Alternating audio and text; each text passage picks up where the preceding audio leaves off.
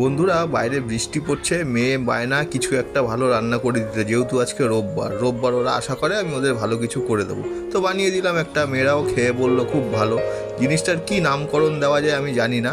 তো এই দেখুন না, বউ আলু ভাজা ভেজেছিল, তো যার চোকলাগুলো ফেলে দিচ্ছিল, খোসাগুলো। তো আমি বললাম এই খোসাগুলোই আমায় দিয়ে দাও, একটা কাজে লাগাই। কি? তো বলছে তো তুমি কি পাগলামি আরম্ভ করেছো। আমি বললাম দেখো না, এই পাগলের রান্না খেয়ে তোমরা হয়ে যাবে পাগল। একটা ব্যাটার রেডি করলাম, ঝাপাঝাপ কাজে লেগে পড়লাম।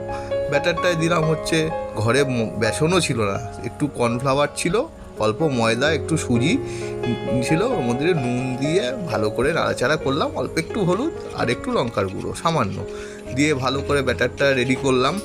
করে এবার পাগলামি শুরু হয়ে যাবে। তো বউ তো হাসছে, এটা দিয়ে কি হবে কি হবে। ওর মধ্যে ওই আলুর খোসাগুলো ভালো করে ধুয়ে নেড়ে চেড়ে তেল গরম করে ঝাপাঝাপ ভেজে ফেললাম, ব্যাস। আর কি? বলছে এটা আবার খাওয়া যায় নাকি? আমি বললাম খেয়ে দেখো না কেমন লাগে। হ্যাঁ, তো মেয়েদের জন্য তো বলেছি, আমি বললাম ভালো হলেও তুমি আর খাবে না, মেয়েরাই খাবে, মেয়েরা যখন খেতে চেয়েছে। ঝাপাঝাপ ভেজে ফেললাম, ভেজে ওর মধ্যে একটু চাট মশলা ছড়িয়ে দিলাম, ব্যাস। এটা খুব ভালো একটা জিনিস। আর যারা শনি রবিবার একটু অন্য কিছু খান, চাট হিসাবেও এটা খেতে পারেন। তো মেয়েরাও খেয়ে বললো অসাধারণ, আমারও খুব ভালো লাগলো। তাই রেসিপিটা শেয়ার করলাম, কারা কারা এরকম বানাবেন জানাবেন।